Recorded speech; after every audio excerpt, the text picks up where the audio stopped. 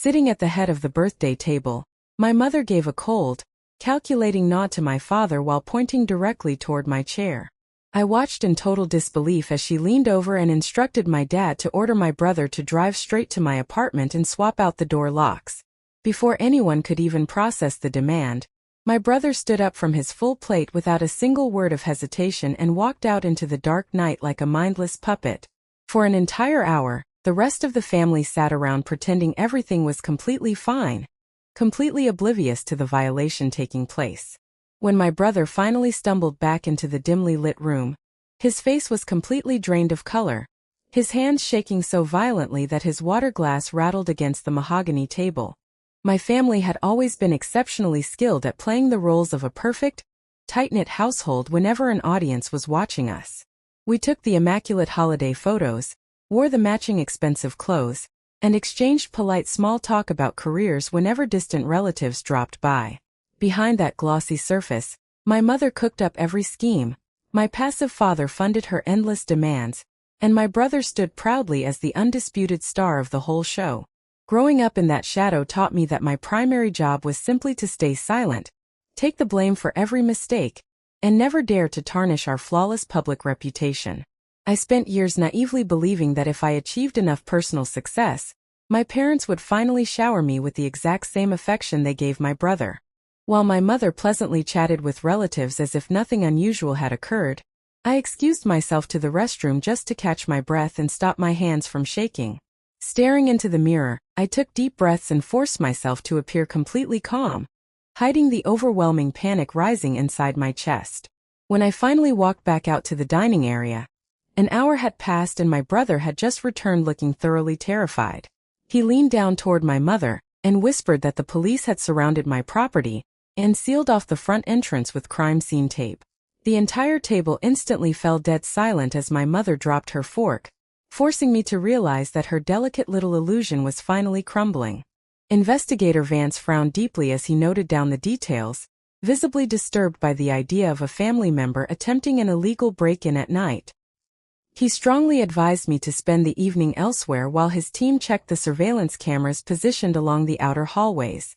Looking through the damaged doorway, I felt a deep wave of nausea when I noticed that every single photograph of my son had been flipped upside down. Resting on the center table was a crisp white card containing a printed message claiming that hidden truths always manage to find their way home. I stared at those mysterious words, knowing instantly that they were not meant for me, but were a direct warning aimed straight at my mother. I spent the entire night pacing back and forth in a nearby hotel room, completely unable to close my eyes for even a few brief minutes. Early the next morning, Investigator Vance called me back to report a major breakthrough in their ongoing property investigation. He revealed that a building worker named Julian had just confessed to taking a substantial cash payment directly from my mother's personal account. She had hired the man to secretly retrieve a confidential box from my bedroom closet before I ever had the chance to look inside it. That specific container held financial records and forged property titles where my parents had secretly used my name to cover up years of fraudulent business dealings. Demanding an immediate confrontation, I sent my mother a direct message insisting that she meet me face to face at my apartment without bringing any excuses. She arrived wearing her usual defensive smile, immediately scolding me for involving law enforcement officers instead of handling our private family matters internally. I stood my ground, bluntly pointing out that she had crossed every line by sending a criminal to break into my personal residence. She nervously insisted that everything she did was meant to protect our financial future, but I refused to let her twist the narrative any longer. When she warned that my father could go to prison if those papers leaked, I calmly told her that I had already handed them over. My mother's face turned completely pale as she realized that her decades of total control had finally shattered right in front of her eyes. She accused me of heartlessly destroying our family unit, but I firmly reminded her that she destroyed it the moment she used my name as a shield.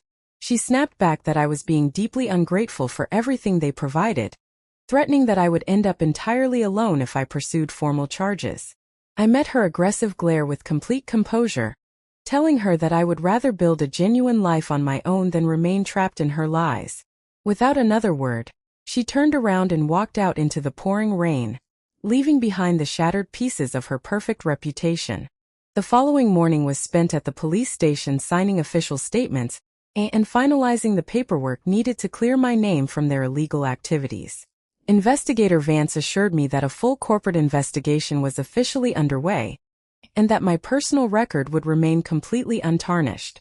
When I finally picked up my young son from his babysitter, he proudly showed me a gold star sticker he received for being exceptionally brave that day.